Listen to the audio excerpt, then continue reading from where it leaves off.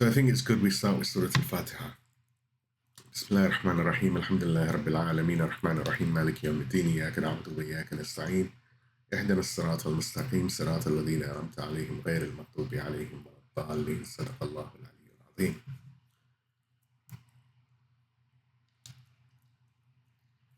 أعوذ بالله السميع العليم من الشيطان اللعين الرجيم بسم الله الرحمن الرحيم الحمد لله رب العالمين وصلى الله على سيدنا محمد وعلى آل بيته الطيبين الطاهرين ولعن الله ولا أعدائهم أجمعين من الأولين والآخرين آمين يا رب العالمين أما بعد السلام عليكم ورحمة الله. So as the sacred torch of Imamah is passed from father to son, our journey follows its light, moving deeper into the garrison city of Samarra. Our understanding, built session upon session, continues to weave into a single interconnected tapestry of divine resistance. Over our last two gatherings, we walked with the 10th Imam, Imam Ali ibn Muhammad al-Hadi. We stood with him in the heart of the military fortress and witnessed an Imam who was imprisoned but not contained. We saw him deliver the al-Jamiah al-Kabirah, the Charter of Wilayah, defining the cosmos while the tyrant defined his physical space. We saw him deploy the Wikala system, a brilliant clandestine network that turned the enemy's walls into a central node of a global community. That legacy of theological clarity and practical genius is the essential preface to our session today. For the torch of divine guidance, though passed from a father martyred by poison, is never extinguished. It ignites immediately in his chosen son, who must now bear an even heavier burden.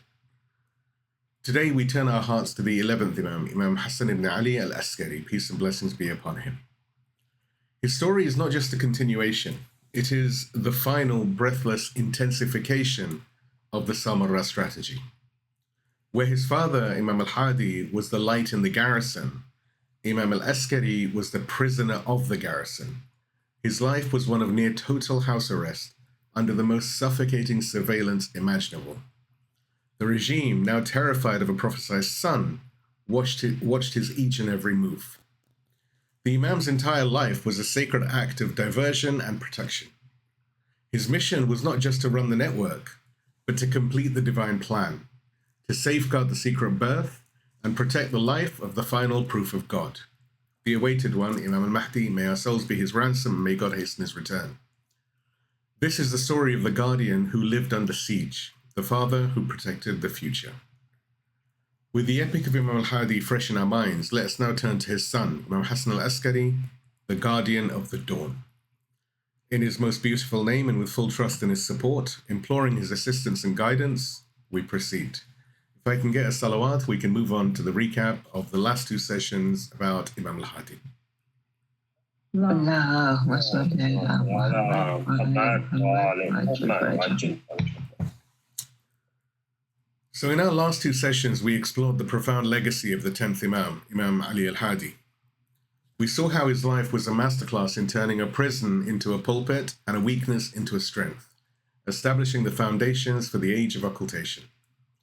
Our journey covered two main parts. Part one, the Charter of Wilayah. So first we focused on the theological and moral victories of the Imam, the divine counterplot or scheme. We traced his forced exile from Medina to the military fortress of Samarra. We learned how the tyrant al-Mutawakkil's plot to cage the Imam was in fact a divine makr or a counterplan or scheme that forced the Shia to mature and rely on a veiled or hidden leadership. Secondly, the charter from the cage. From within the prison, the Imam delivered his masterpiece, al-Jamiah al-Kabirah. We explored how this constitution of imamology is not shirk, but the very essence of Tawheed, monotheism or the unity of God, defining the Imams as the locations of the cognition of God. And thirdly, dignified resistance. We witnessed his supreme moral triumph in the tyrant's court, where he refused wine and with a piercing poem on death, shattered the Caliph's arrogance, embodying the Husseini cry of how far from us is humiliation. And part two, the clandestine infrastructure. In our second session, we explored the practical genius of how the Imam led his global community from that prison. Firstly, engineering the Wikala. We analyzed the Wikala or agency system a sophisticated clandestine network of deputies who managed finance such as khoms or zakat or fidya, kafara, donations, etc., who answered legal questions on fiqh and on ideology, and relayed the Imam's commands, known as tawqi'at, across the world. Secondly, the crisis of amana. This led us to a critical clarification on the amana, trust of this system, demanding that our modern centers operate with the same verifiable ijaza or permission, financial transparency, and accountability that the Imams themselves insisted upon. Third, the guidance in the garrison. Here we saw the Imam's pastoral side as he turned his own jailers into devotees. And we honored the station of his noble wife, Sayyida Sawsan or Hudayth, who was not just a pious woman, but a key institutional actor, known later as the grandmother of the Ummah, the grandmother as guardian, tasked as the executor of the Imam's will. And finally, training for the occultation. Finally, we learned that the Imam's physical veiling by the state was a divine training ground, forcing the community to perfect the protocols of authentication, compartmentalization, and succession that would be necessary to survive the coming Ghaybah or occultation. Imam al-Hadi perfected this dual system, a divine charter and a resilient network, and handed it all to his son, who would face the final, most dangerous phase of the mission. If I can again get a salawat, we can move on to the main section, which is Imam Hasan al-Askari, the Imam of preparation, and we'll start with the Qur'anic frame.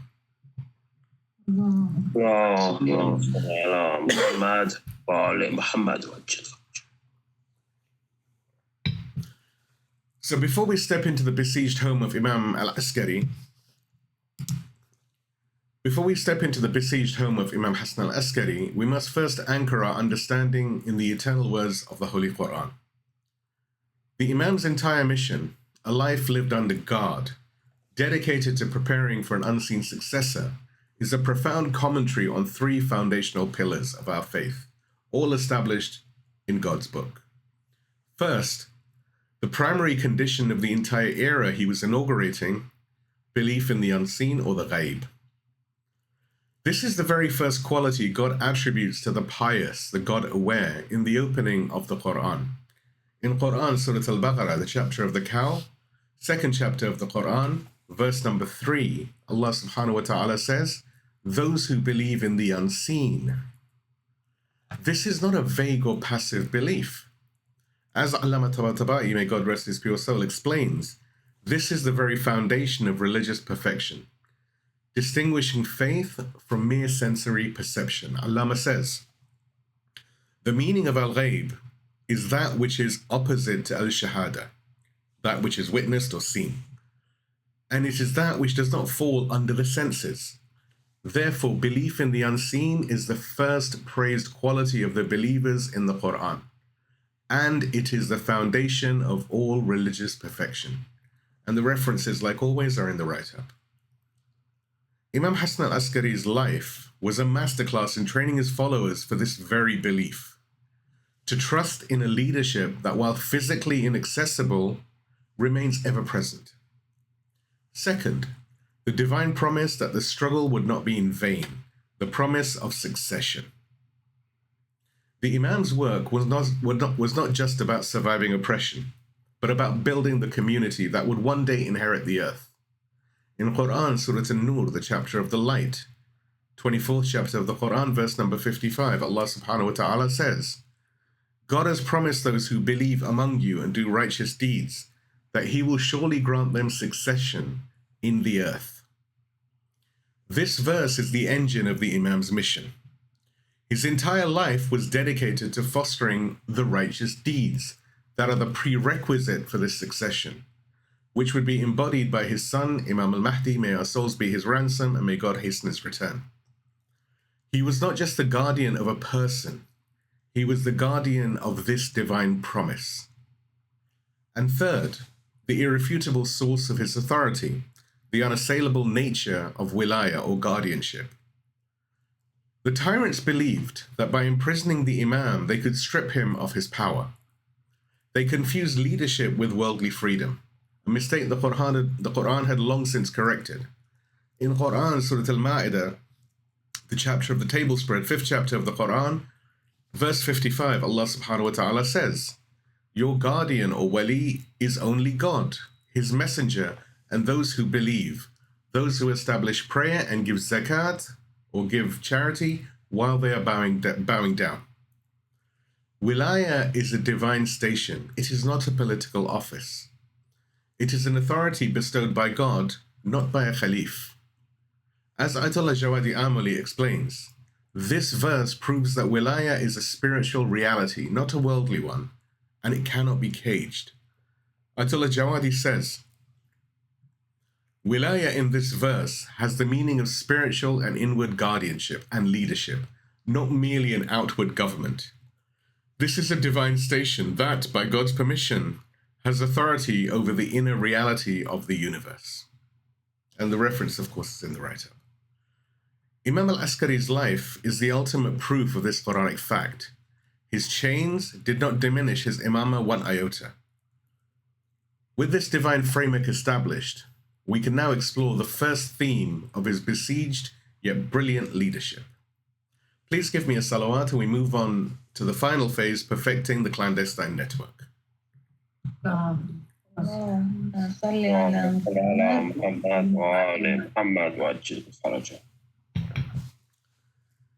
Imam Hasan al-Askari inherited the Charter of Wilayah, which is al-Jamiah al-Kabirah, and the comprehensive organizational endeavor, the Wikala system, from his father.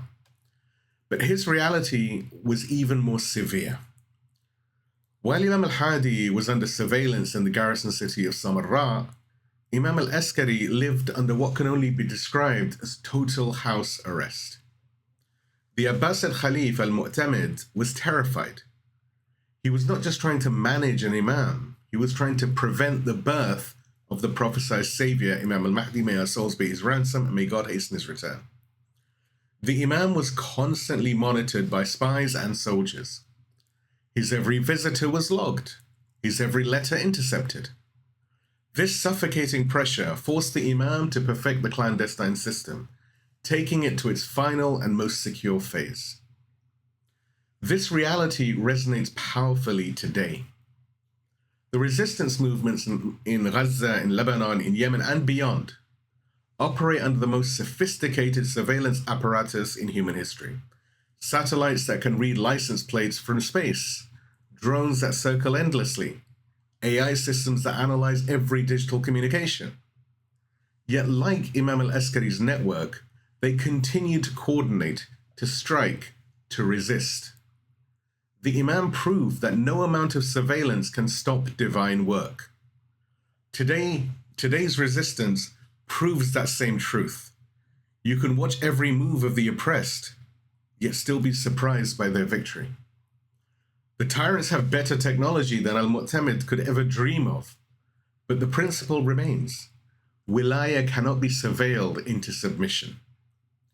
His leadership was almost entirely one of satr or veiling, and his primary mode of communication was no longer in person, but almost exclusively through secret signed letters, tawqi'at, that we've mentioned previously, and his most trusted elite agents. This is that comprehensive organizational endeavor that Imam Khamenei described. However, now it's operating under maximum pressure. Imam Khamenei writes, "This organization and the vast Shia infrastructure in all corners of the Islamic world is one of the marvels of the history of the Imam's lives. It was a magnificent organization that they administered with such secrecy, with such confidentiality, and with such immense effort." And the reference, of course, is in the write-up.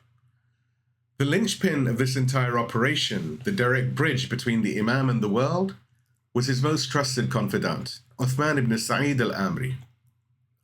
This was a man of supreme piety, intelligence, and trustworthiness, who had faithfully served the Imam's father, Imam al-Hadi, and was now entrusted with this most dangerous of missions. To protect his true identity, Uthman ibn Sa'id operated under a brilliant disguise. He posed as a humble ghee or cooking oil seller.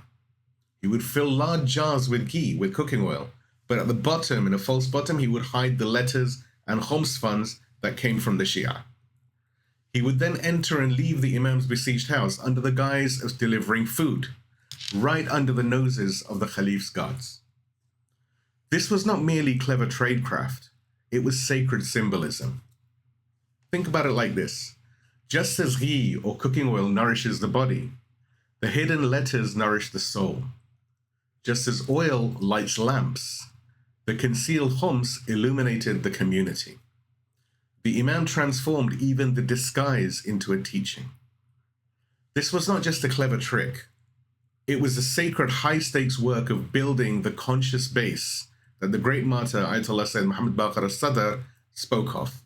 Shaheed al-Sadr said, the Imams, peace and blessings be upon them, were building this conscious base through a network of agents and communications.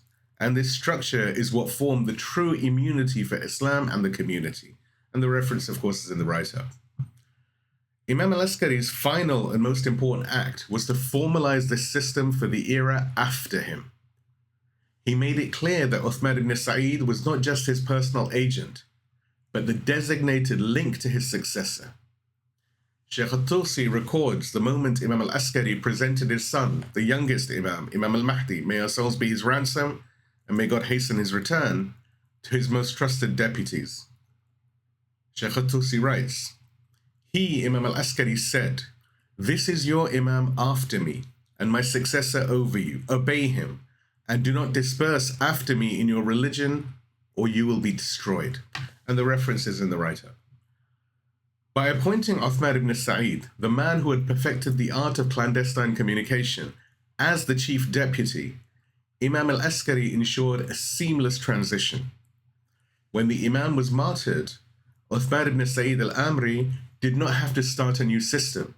He simply continued his work. He became the first of the 4 special deputies of the Minor Occultation.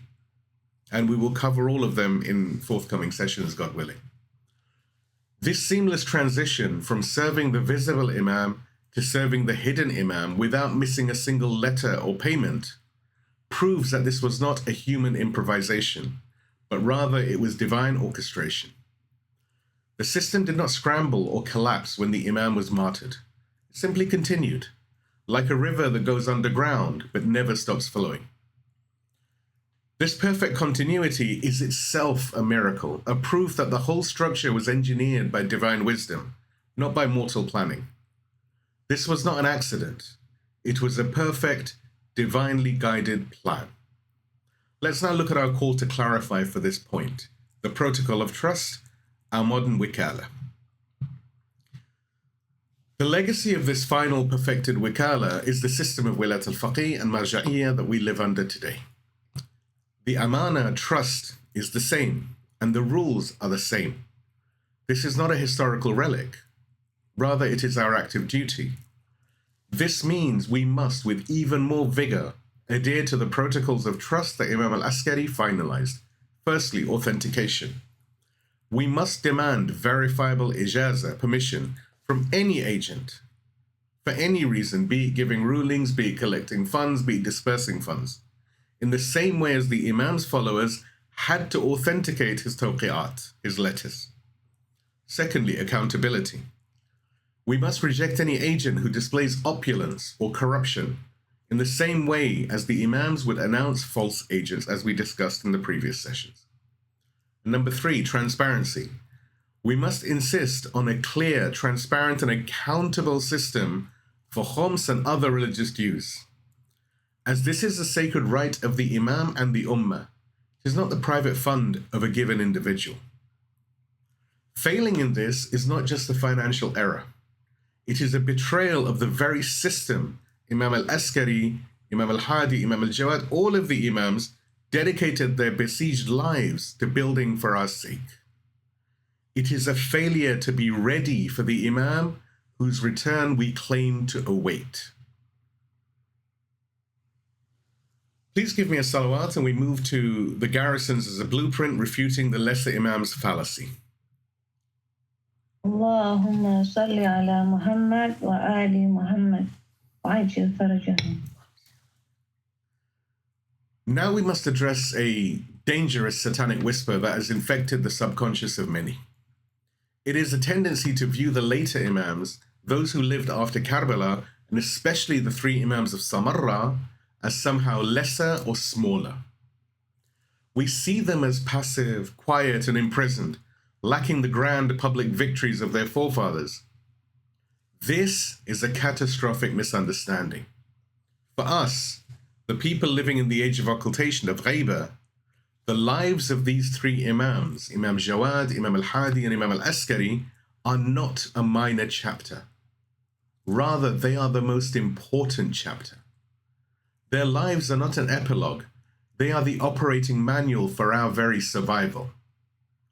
Our collective failure to thrive in the Ghaybah is a direct result of our failure to study their blueprint.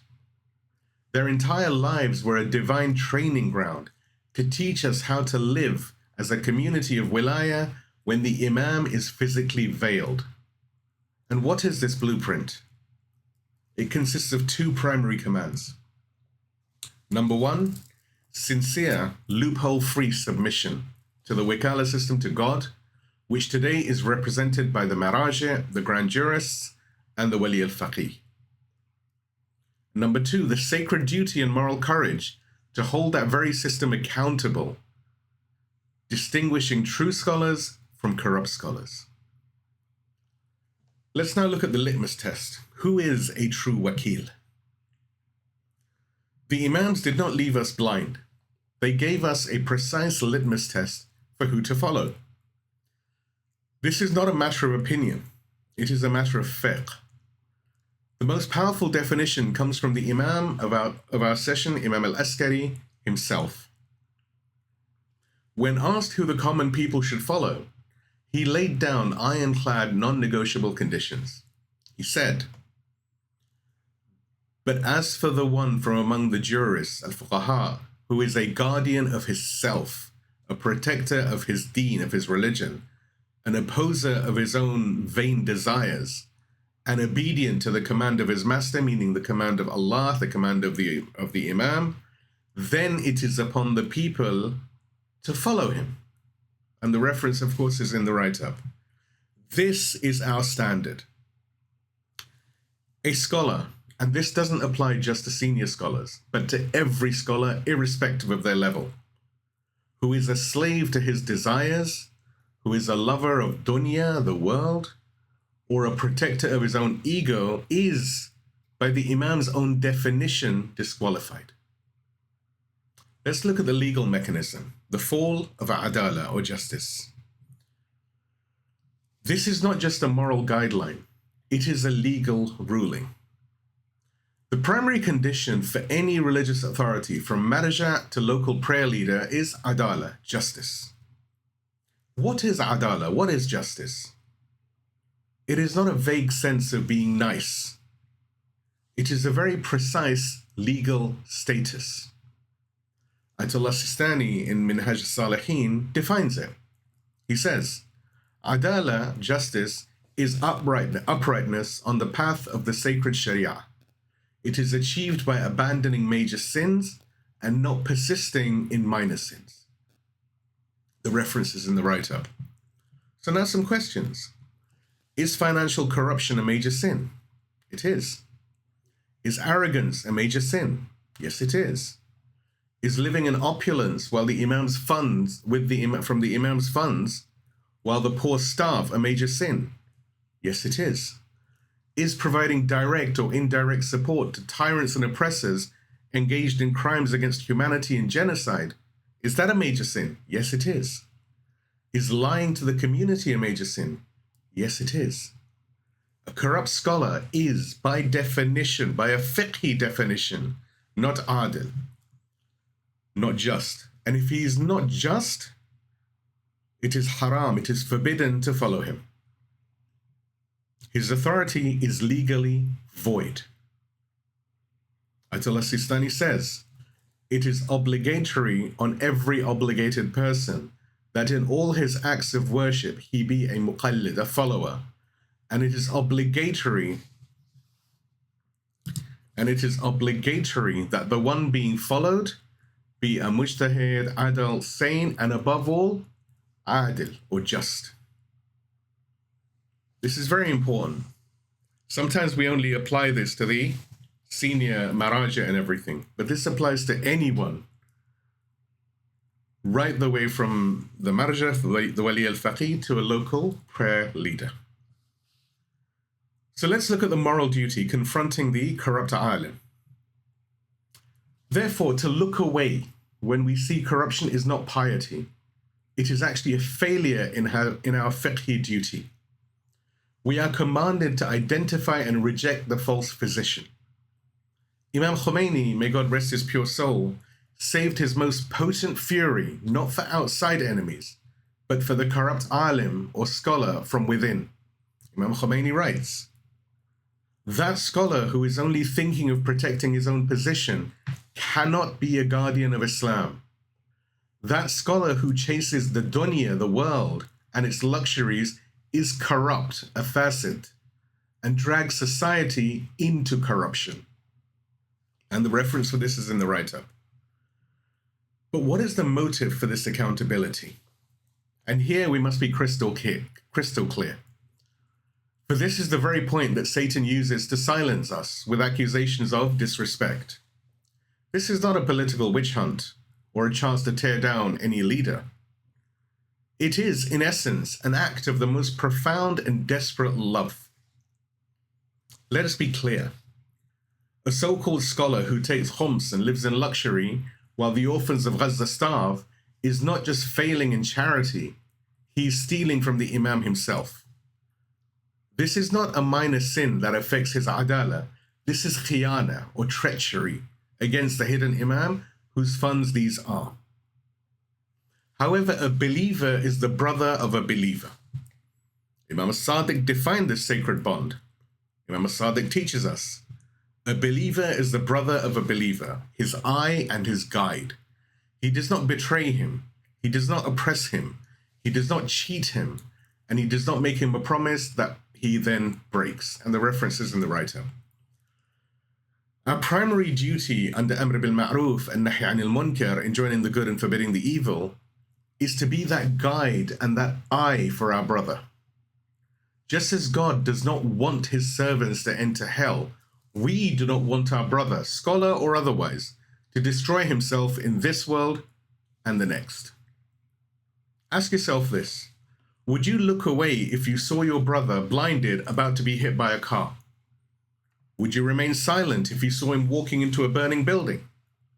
How then can a believer remain silent when he sees his brother, be he a layperson or a robed scholar, walking into the open arms of Satan?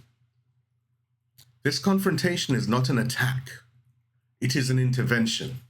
It is a loving, desperate attempt to grab our brother from the treachery of Satan and pull him back into the safe embrace of the godly.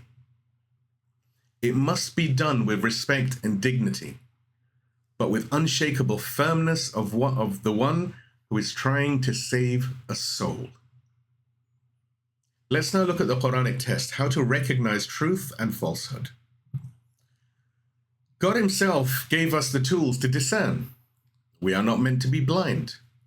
Let's first look on recognizing the righteous. How do we know a true scholar? An interesting question. It is not by the size of his turban or the grandeur of his title, but by an inner light that becomes visible. Allah subhanahu wa ta'ala in Surah Al-Fath, the chapter of the victory, 48th chapter of the Quran, verse 29, Allah subhanahu wa ta'ala says, their mark is on their faces from the trace of prostration. Allama Tabatabai in Tafsir al-Mizan clarifies that this mark is not a physical callus, but the outward manifestation of their inward spiritual state, a light of humility and tranquility that radiates from the soul. Allama says, the meaning of this word sima is the mark by which a thing is known. And what is apparent is that the meaning here is the paleness, the khushu', the awe, humility, and the characteristics of humility that overcome their faces due to an abundance of worship and their vigils in the night. and it is not an outward mark on the forehead. These are important things for us to think about. On recognizing the hypocrites, let us now look at this. Conversely, God gives us a tool to detect the frauds. He says to the Prophet, peace and blessings be upon him and his family, about the hypocrites. In the Quran, Surah Muhammad, the chapter of Prophet Muhammad, 47th chapter of the Quran, verse 30. Allah subhanahu wa ta'ala says, and you would surely know them by the lahan, or tone, implication of their speech. Ayatollah Jawadi Amali explains in Tafsir al-Tasneem that this tone of speech is the language of hypocrisy itself, which a true believer can intuitively recognize. Ayatollah Jawadi says, Lahn qawl is the very melody of speech and the method of talking. This tone of speech is the very melody of speech and the method of talking. As much as the hypocrites try to hide their hypocrisy, because their speech arises from a diseased heart, the sharp-witted believers who possess a sound heart are able to diagnose their sickness from the melody of their speech. Their words smell of hypocrisy. They smell of worldliness, flattery, and malice towards the believers. And the reference, of course, is in the write-up. But there is a caveat to this, the mirror of the self. But here we must pause.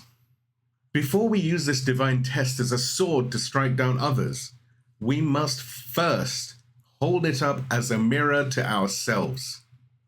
Before we accuse a scholar of being in love with the dunya, we must first ask, are we? Before we point out the hypocrisy in another's speech, we must first ask, is our own speech pure? This sacred standard is a tool for purification. It is not a weapon for arrogance. Let's now look at our second call to clarify. The occultation is a test of followership. The blueprint of the Samarra Imams is clear. We live in the Ghaybah, and our test is one of true followership. And this demands two simultaneous duties. Number one, sincere submission. We must follow our righteous Marja and the Wali al-Faqih with sincerity, not as loophole shoppers looking for an easy way out.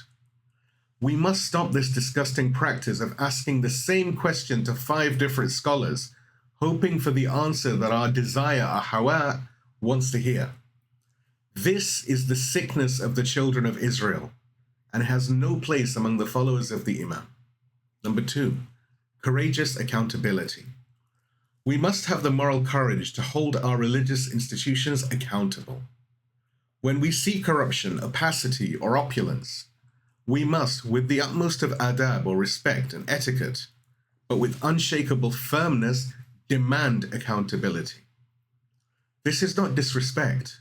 It is our sacred duty, as we've explained, to protect the deen, the religion, and to fulfill the amana or trust of Imam al-Mahdi, may our souls be his ransom, and may God hasten his return. This is the true lesson of the Garrison, to be a community that is disciplined, discerning, and absolutely loyal to the pure standards of the Imamah, ready and waiting, and actively waiting for the return of its final heir.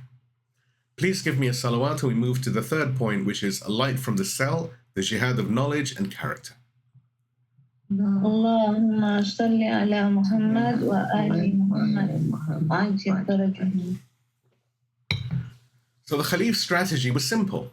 Imprison the Imam, cut off his communication, and wait for his influence to die. When the Caliph failed to understand, what the Caliph failed to understand is that a divine light cannot be contained by mortal walls. Imam Hasan al-Askari demonstrates that Wilayah or guardianship is a spiritual reality, not a political one. It cannot be caged. From within his besieged home, the Imam launched a 2-pronged jihad, proving that guidance can transcend any prison. Let's look at the jihad of knowledge, a voice that outlasts walls. First, the Imam engaged in a jihad of knowledge. The state could stop him from sitting in a mosque, but they could not stop him from thinking, writing, or dictating.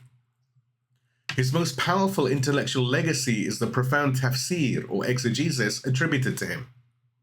A prime example is his lengthy and beautiful commentary on a single phrase, Bismillah ar-Rahman ar-Rahim, in the name of God, the most merciful, the most compassionate.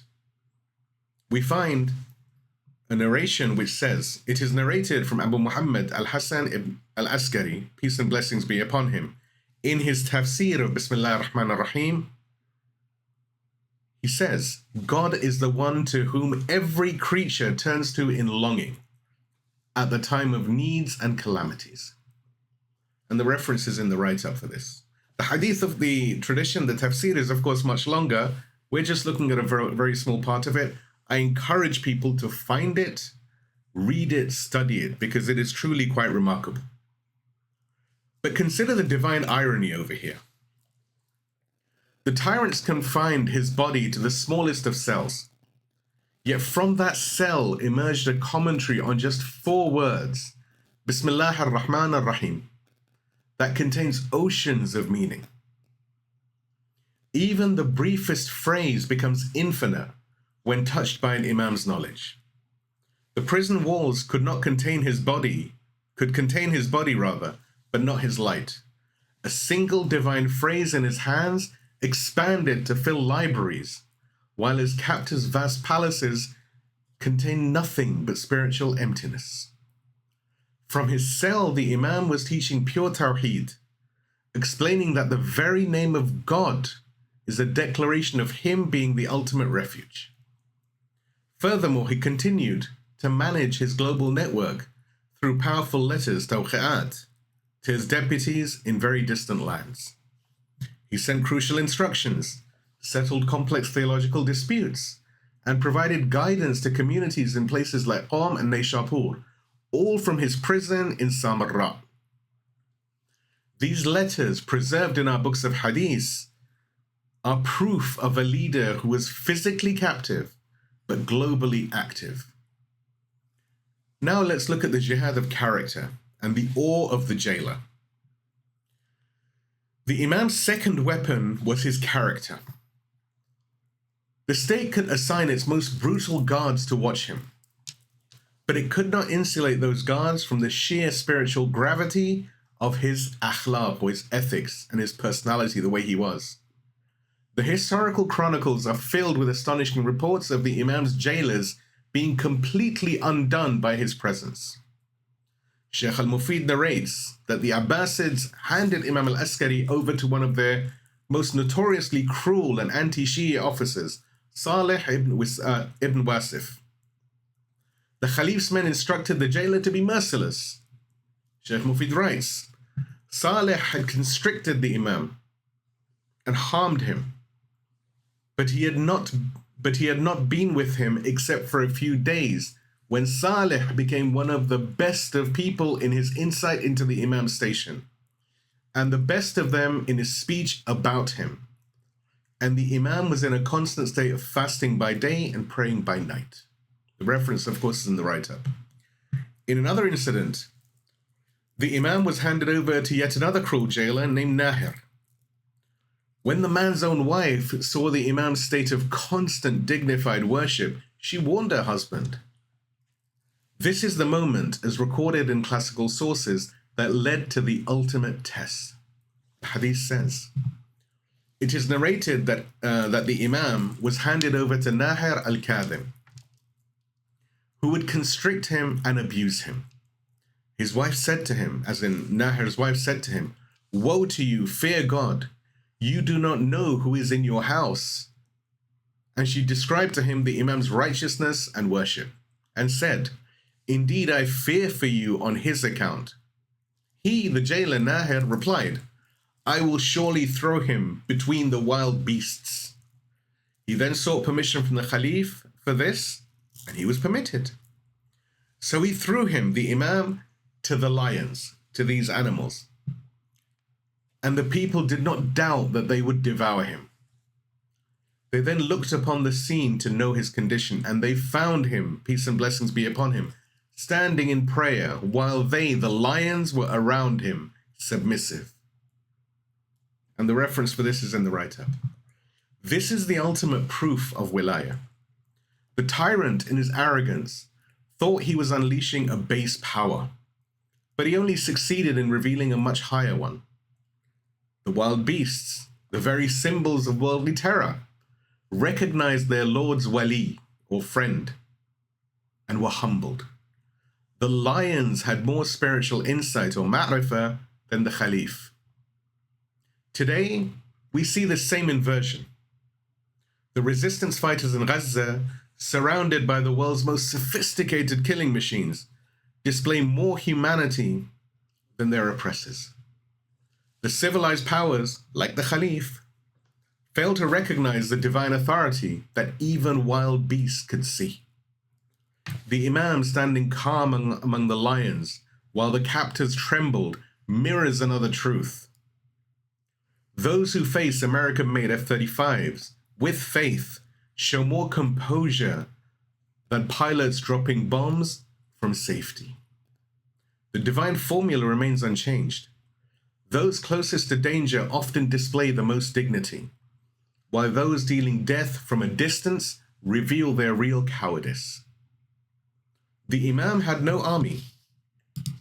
The Imam had no army.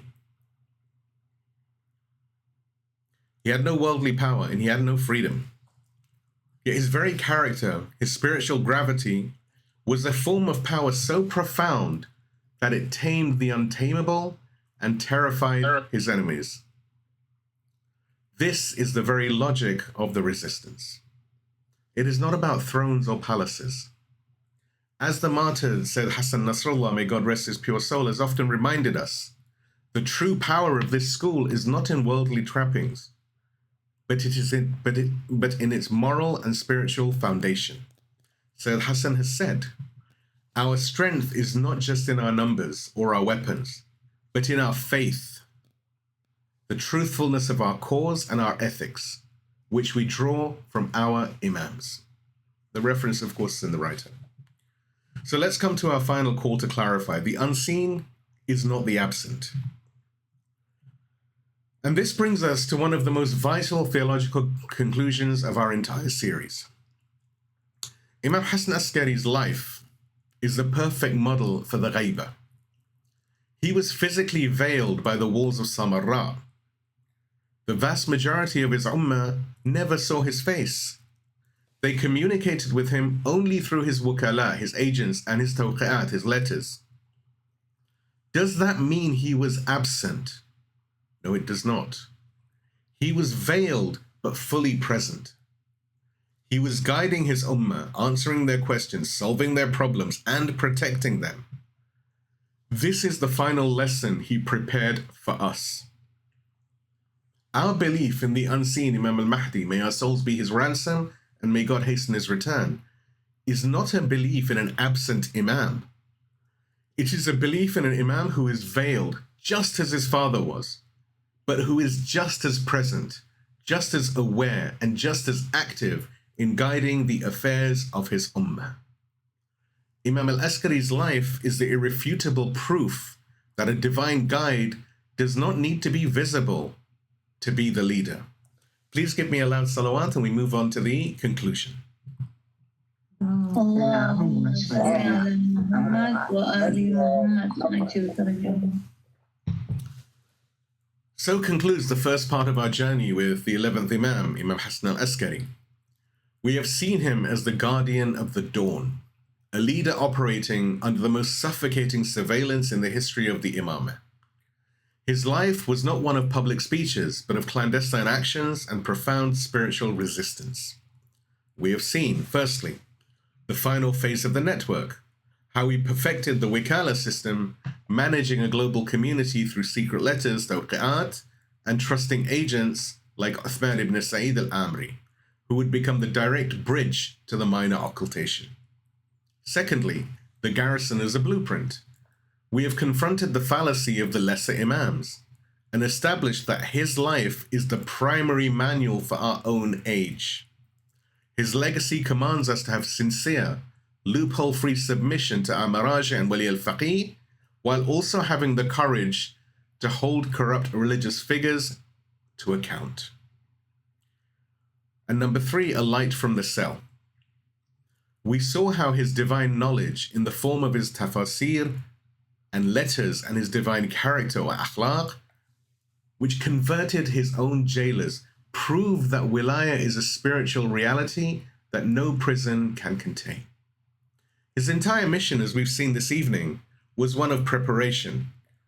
He was the ultimate guardian, building the systems, training the ummah, and cultivating the mindset needed to survive the Ghaybah. But all of this preparation, the secret network, the veiled guidance, the fortress of Samarra, was to protect one single cosmic secret. His final and most critical mission was not just to prepare the ummah for the occultation, but to safeguard the very birth of the Imam who would enter that occultation. In our next session, God willing, we will explore this final sacred act, the story of the secret birth of the 12th Imam, Imam al-Hujjah. May our souls be his ransom, and may God hasten his return. We will discuss the profound story of his noble mother, Sayyidah Nargis Khatun, and in doing so, confront the satanic disease of racism. And we will learn the covenant he left for us, the Ziyarat al-Yasin, that we recite at the end of each of our programs, a direct line of communication to the Imam of our age. Please give me a loud salawat and we move to the supplication eulogy for Imam Hasan al-Askari, which is titled The Guardian of the Dawn.